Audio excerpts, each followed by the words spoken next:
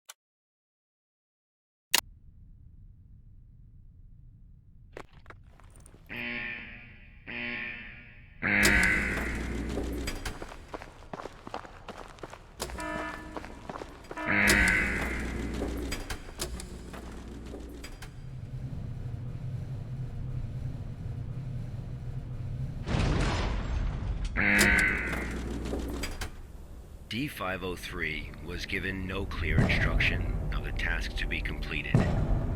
He must find them out for himself.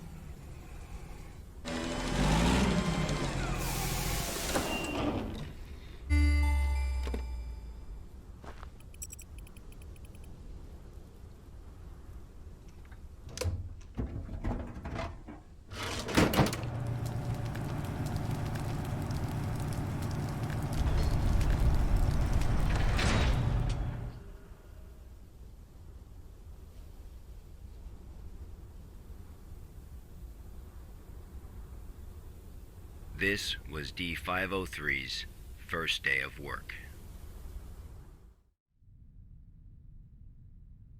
SCP protocol mandates that D503 now undergo a psychological evaluation.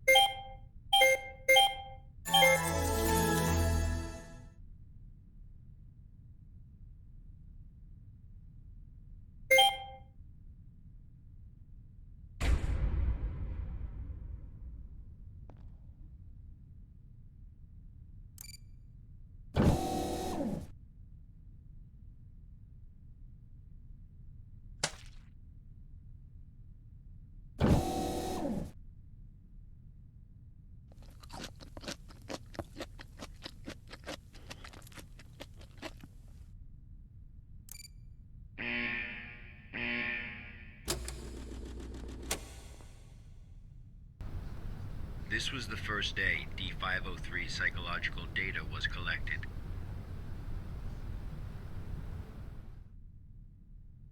You're probably wondering, how can this job earn freedom for a death row inmate?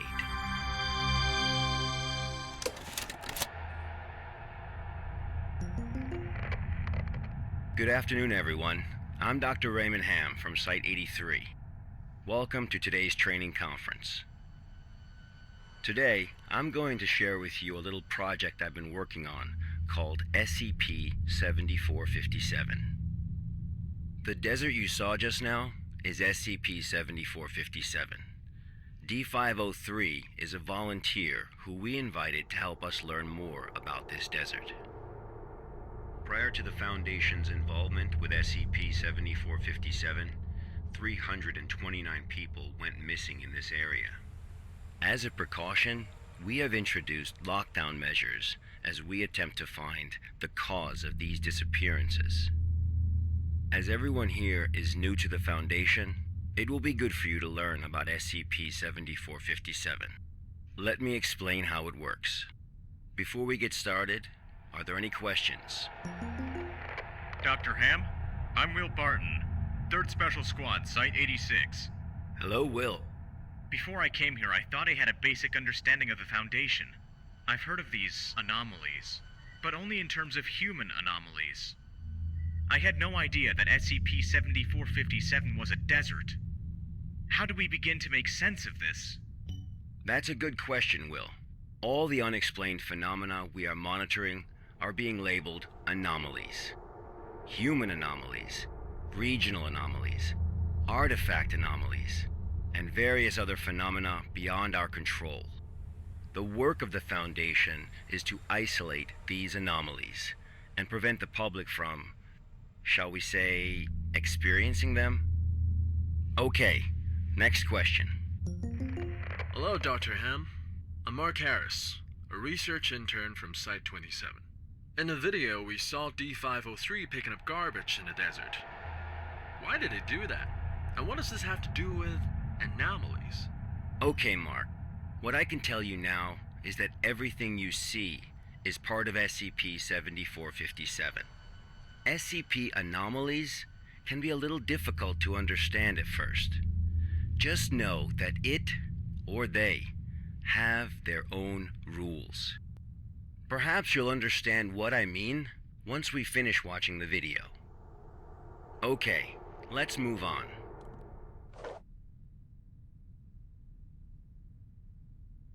The first week was fairly normal. However, there was an interesting occurrence on the 8th day.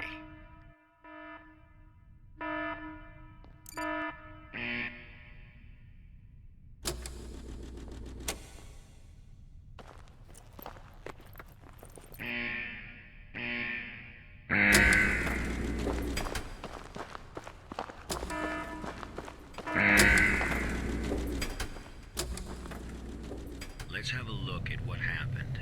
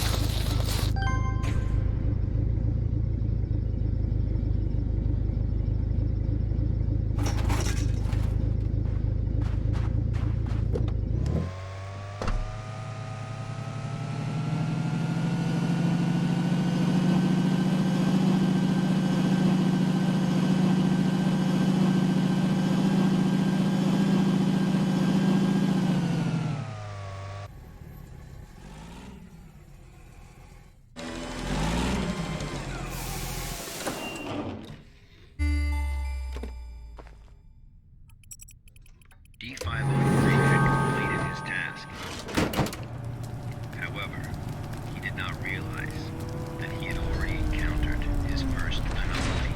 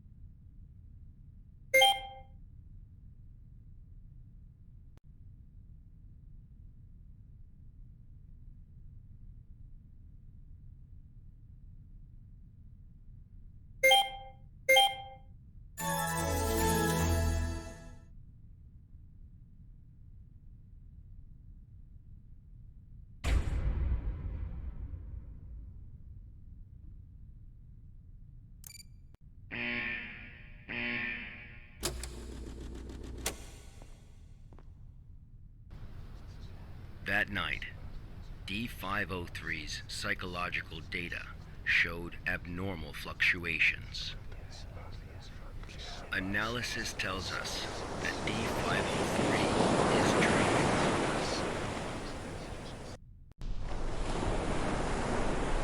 Unfortunately, though, we have no way of knowing what he dreamed of that night.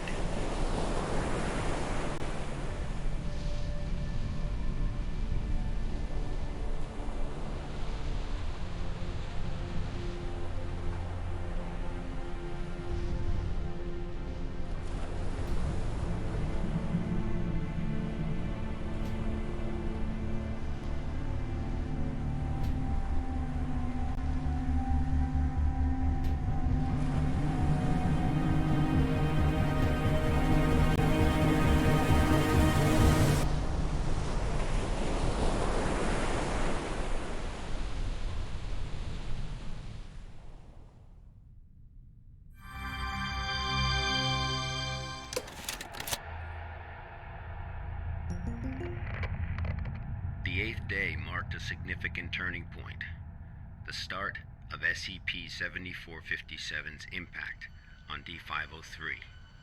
Are there any questions before we go on? Hello, Dr. Ham. I'm Spencer Jones from the Special Operations Department of Site-21. Hello, Spencer. It's still unclear as to why D503 needs to pick up all of this trash. If you wanted to monitor his psychological response to SCP-7457, why not just leave him out in the desert? Why assign him these tasks when there are already psychological evaluations taking place? Okay, our analysis has indicated that SCP-7457 produces a new cluster of trash every 8 minutes and 37 seconds. If waste collection is not done regularly, all that trash may soon flow into our world. It is worth noting, though, that the quantity of waste created here pales in comparison to the amount produced by humans.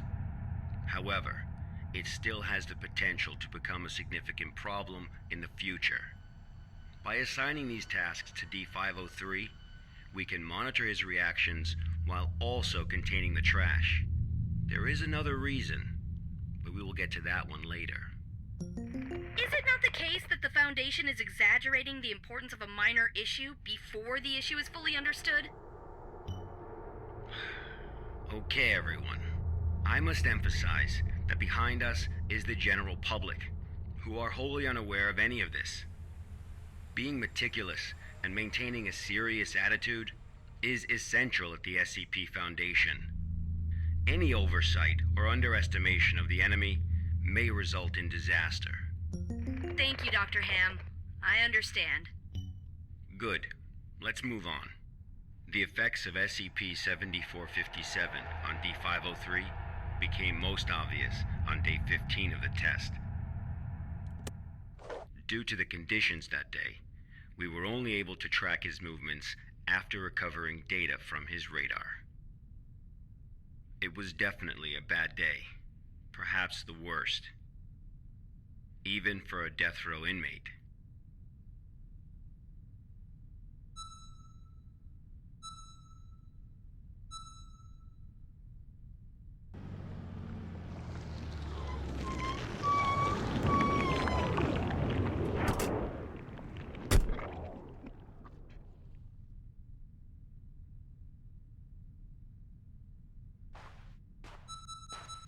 D503 found a radar that perfectly resembled his own.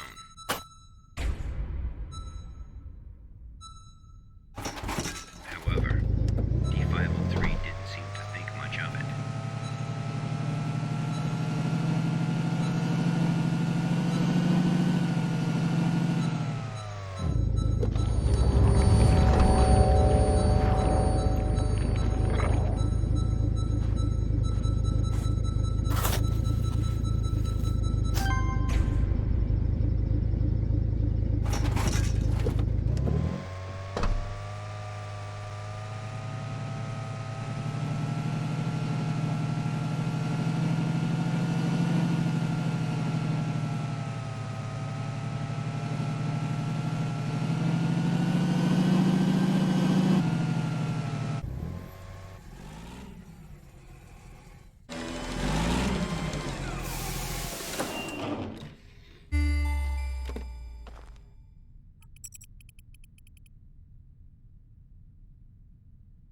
Persistent adverse physiological reactions proved to be a challenge for D503. He still managed to complete his work on day 15.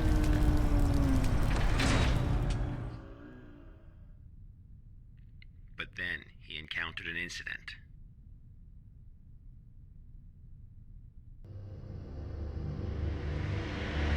A sandstorm.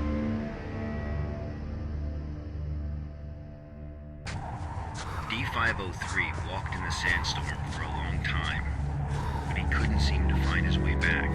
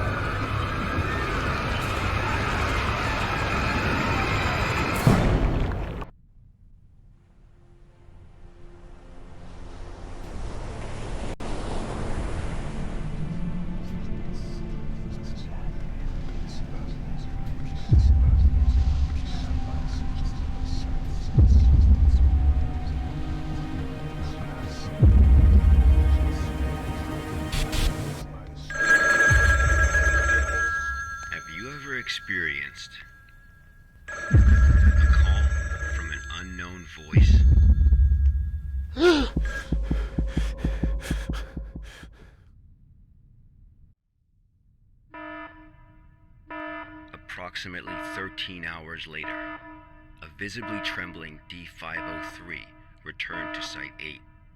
We immediately performed a psychological evaluation.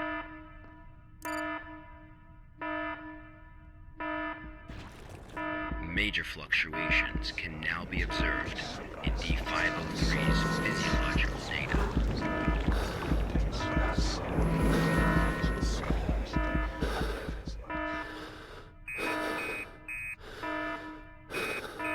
The results of the psychological evaluation were so troubling, we had to abort the mission.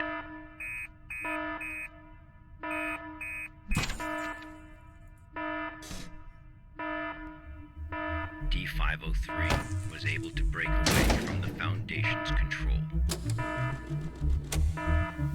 He has seen the test results of other Level D personnel were analyzed at SCP-7457. That's right, none of the Level D personnel at SCP-7457 have ever been able to leave this desert.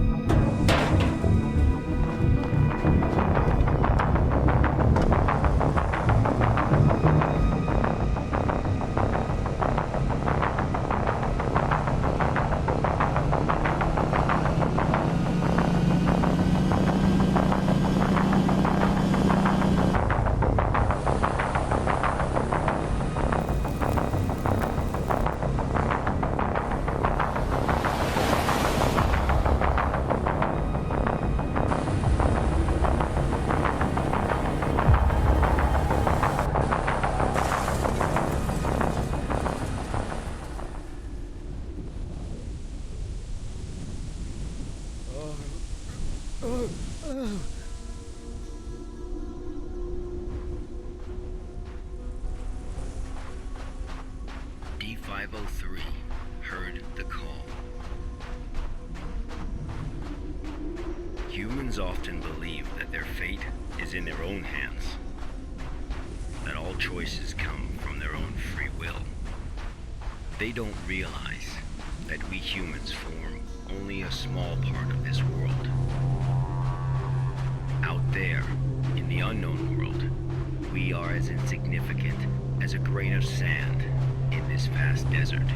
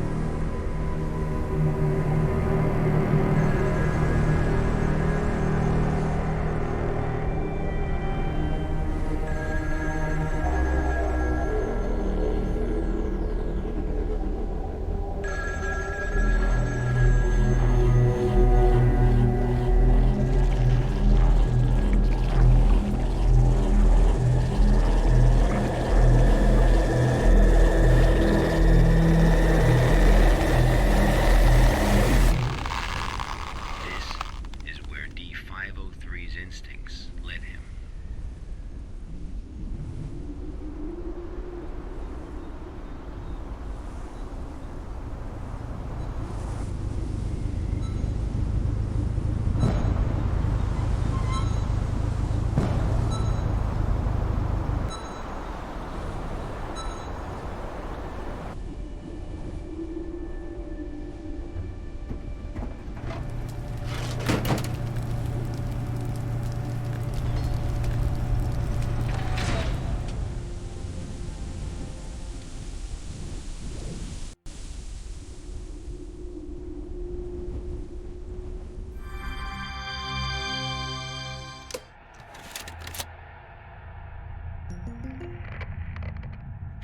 Days later, experiment participant D722 found the radar that had belonged to D503.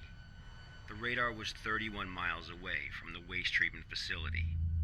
All the data we have came from this radar. People entering SCP-7457 will suffer varying degrees of psychological stress within an acute period. It manifests as a range of neurological and mental disorders, as well as severe and unexplained hallucinations. So far, not one participant has left the desert unscathed. The Foundation has tested 31 Level D personnel in an area spanning 2,267 square miles. Our testing continues. When you work for the Foundation, you will face various anomalies. Some can kill you, some may drive you crazy, and some will make you feel that living is worse than death. Let this be very clear. SCP-7457 is just a taste of what you will face in the future. Before joining the Foundation, you were all leaders in your respective fields and industries. Researchers, special forces, FBI agents, national security experts.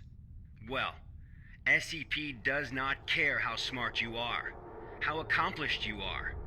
It doesn't matter to them how many doctorates and titles you have. You are no different from helpless ants when confronted with these anomalies. Remember this. It is the most important advice you will receive. Do not take risks. You will die. You are not as special as you think you are. If you encounter an anomaly, put your pride and curiosity aside. Run, because that's the only thing you can do. God won't protect you here. Welcome to the Foundation, rookies. I'm Dr. Raymond Ham, and this ends the first class of our employee induction program.